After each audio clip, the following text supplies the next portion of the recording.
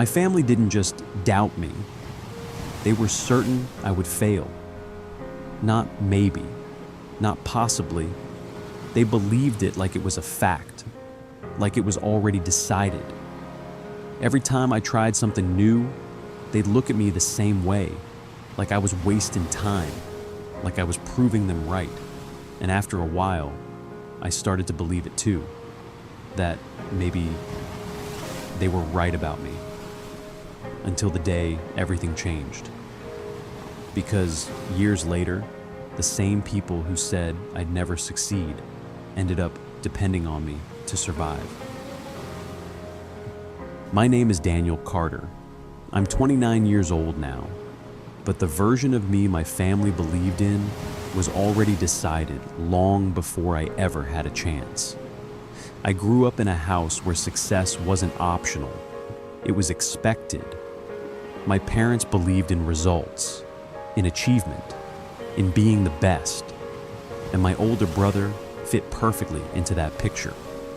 He was everything they valued, disciplined, focused, always ahead, the kind of person people pointed at and said, "That's how it's supposed to be done." And then there was me. Not bad, not rebellious, just different. I didn't move as fast, didn't think the same way, didn't always have clear answers. And in that house, that was enough to label me. At first, it was small things, comments, jokes, comparisons. But over time, those words turned into something else. Expectations, or more accurately, a lack of them. They didn't expect me to succeed. They expected me to fall behind, to fail, and eventually to prove them right. And the worst part, they didn't even try to hide it, because to them, it wasn't cruel. It was just reality. I don't remember exactly when it started, but I remember when it became real. I was around 13, still trying to figure out who I was, still trying to find something I was good at. I came home one day, excited. I had an idea, something I wanted to try. It wasn't perfect. It wasn't even clear. But it mattered to me. So I told my father. I thought maybe this time he'd listen. Maybe this time he'd support me. But he didn't. He didn't even let me finish. He just looked at me, shook his head, and said something I would never forget. "You? You think you can do that?" Then he laughed. Not loudly, not aggressively, just enough to make it clear he didn't believe me. At some point, Daniel, you need to be realistic. You're not built for that. That was the first time I heard it so clearly. Not a joke, not a comparison, a conclusion. I wasn't going to succeed, not in his eyes. And slowly, that idea started to grow inside me. As I got older, those moments didn't stop. They got worse, especially when other people were around. Family gatherings became something I started to fear because I knew what was coming. Someone would ask about my future, what I wanted to do, where I was going, and before I could answer, my father would. He's still figuring things out, with that same smile, that same tone, like it was harmless, but it wasn't, because then came the real part. Honestly, I don't think he's going to do much. And people would laugh, not because it was funny, but because they didn't know what else to do. And I'd sit there, smiling, pretending it didn't affect me. But inside, something was breaking. Because it wasn't just what he said, it was how easily he said it. Like it was obvious. Like it was already decided. Like my future was something he had already given up on. The moment that hurt the most wasn't even about words. It was about a chance, an opportunity I never got. There was a program at school, something competitive, something that could actually change things. I worked hard for it, prepared, applied, and somehow I got in. For the first time, I felt like maybe I had something. Maybe I wasn't as behind as they thought. But when I told my parents, they didn't react the way I expected. They didn't celebrate. They didn't support it. Instead, they questioned it. Are you sure you can handle that?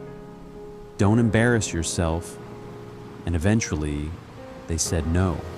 They didn't think it was worth it. Didn't think I was ready. Didn't think I'd succeed.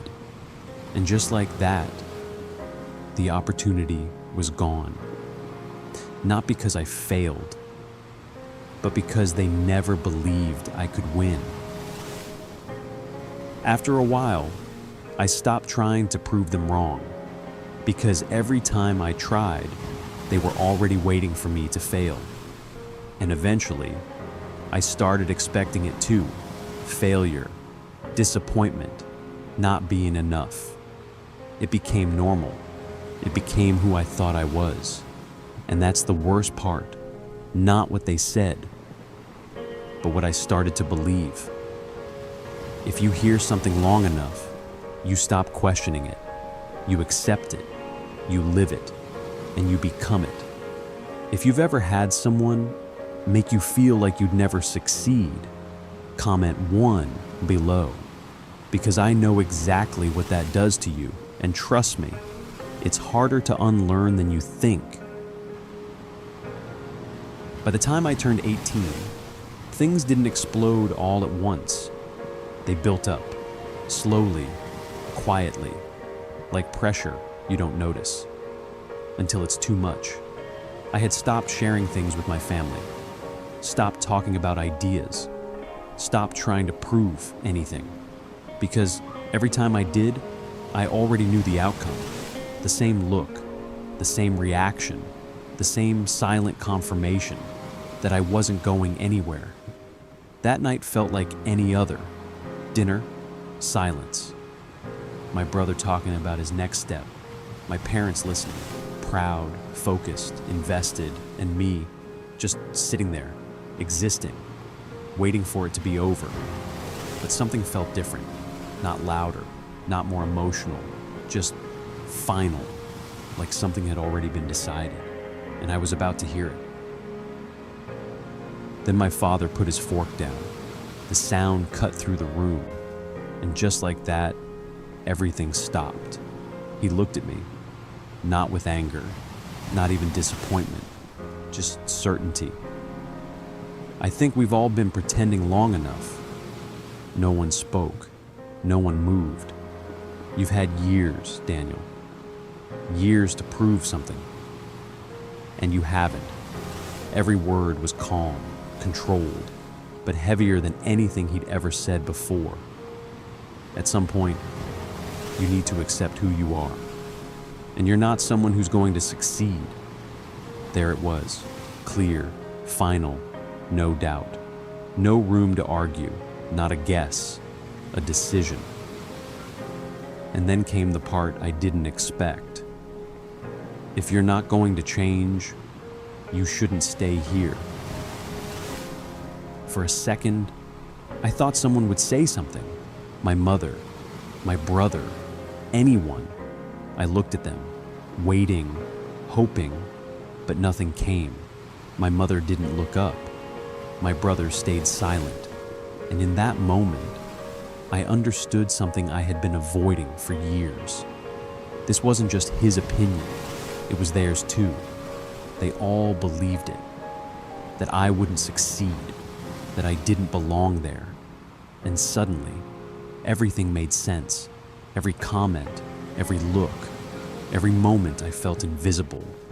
It wasn't in my head, it was real. I wanted to fight back, to say something, to defend myself. But the truth was, I didn't have anything left to say, because a part of me already believed them. That night, I didn't argue, didn't raise my voice, Didn't try to convince them they were wrong. I just went to my room, closed the door, and started packing. Not much to take. A few clothes, some notes, and whatever money I had left. I moved slowly, not because I didn't want to leave, but because part of me still hoped someone would stop me, say something, anything, but no one did. The house stayed quiet, like I had already left, even before I walked out. When I reached the door, I paused, just for a second, then I opened it and stepped outside, with nothing, no plan, no support, just one thought repeating in my head. If they're right, then I have nothing to lose. And if they're wrong, this was my only chance to prove it. The first few weeks after I left felt like everything they said about me was coming true. I had nothing, no plan, no direction, no one waiting for me. At first, I stayed with a friend, just for a few nights. But nights turned into weeks, and I could feel it changing. The way they talked to me, the way they looked at me, from support to patience to quiet discomfort. I didn't want to become a burden, so I left. After that, I took whatever I could find, any place to sleep, any job that paid. I worked long hours, low-paying jobs, things no one else wanted to do, and still, it wasn't enough. There were nights I went to sleep hungry, days I avoided people, because I didn't want them to see where I was. And in those moments, their voices came back. You're not going to succeed. You're not built for anything. And the worst part, it started to feel true. At some point, I thought I found a way out, a job that felt stable, something I could build on. For a few months, things started to feel different. I had a routine, a small sense of control. For the first time, I thought maybe I was wrong about myself. Maybe I could do something. But then, it all disappeared. One decision, one mistake, and I lost everything. The job, the income, the stability, gone. Just like that. I remember sitting alone that night, staring at nothing, thinking the same thought over and over again. They were right. This is who I am. That's all I'll ever be. That moment was the lowest point of my life, because it wasn't just failure, it was confirmation, or at least that's how it felt. But something changed that night, not outside, inside. Because for the first time, I asked myself a different question. What if they're wrong? Not in an emotional way, not in a hopeful way, in a real way. What if everything they believed about me was just their limit, not mine? That question stayed with me, and it didn't give me confidence. It gave me direction. I started observing people, learning how they worked, how they thought, how they made decisions. I asked questions, failed again, learned again, and slowly, I stopped trying to prove them wrong and started trying to build something real for myself. It didn't happen fast. It didn't happen easily. But one day, something worked. A small result. Nothing impressive. Nothing anyone else would notice. But to me, it meant everything, because it was the first time I saw proof, real proof, that I could create something on my own, that I wasn't stuck, that I wasn't defined by what they said. I took that small win, and I built on it, again, and again, and again, until it wasn't small anymore. Months turned into years, and slowly, the version of me they believed in started to disappear, and a new version started to take its place. At some point, things stopped feeling random. I wasn't guessing anymore. I wasn't just trying things and hoping they worked. I started to understand patterns. What worked, what didn't, where my time actually mattered, and where it didn't. That changed everything. Because for the first time, I wasn't just working hard. I was working with direction. I stopped wasting energy proving things to people who didn't care, and focused on building something that actually moved me forward. And once that shift happened, progress became faster, clearer, more consistent. The moment everything became real was something I'll never forget. I was sitting alone, looking at my numbers. At first, I thought it had to be wrong, because for the first time in my life, I had made more money in 1 month than my entire family ever expected me to make in a year. I didn't celebrate. I didn't react. I just stared at the screen, trying to process it. Because that number wasn't just money, it was proof. Proof that every label they gave me was wrong, that "you'll never succeed" was never the truth. It was just their belief, and I had outgrown it. In that moment, everything changed. Not outside, inside, because I finally saw it clearly. I was never the problem. Their expectations were. Years ago, I was trying to survive the day. Now, I had control over my life, my time, my choices, my future. I didn't need approval. I didn't need validation. I didn't need anyone to believe in me anymore, because I had already done it. And the strangest part? I stopped thinking about them completely. Not out of anger, not out of hate, but because they no longer defined anything about me. I had built something real, something stable, something that didn't depend on anyone else. And for the first time in my life, I felt free. Or at least, that's what I thought. Until one day, everything came back. It started with a call from a number I hadn't seen in years. I almost didn't answer. I stared at the screen, watching it ring, then stop, then ring again. And something about that second call felt different. So I picked up. There was silence at first, then my father's voice, and that alone was enough to catch me off guard. Because he never called, not like this, not directly. Daniel. His voice was lower than I remembered, slower, less certain, and before I could say anything, he said something I never thought I'd hear. I need your help.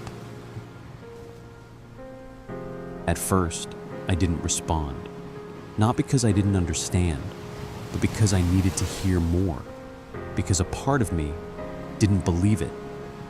Then he explained. Everything had fallen apart. The business, the money, the stability they once had, gone. Bad decisions, wrong investments, too much confidence for too long. And when things started going wrong, they ignored it until it was too late. Now they were drowning. Debt, pressure, deadlines they couldn't meet. And if nothing changed soon, they were going to lose everything.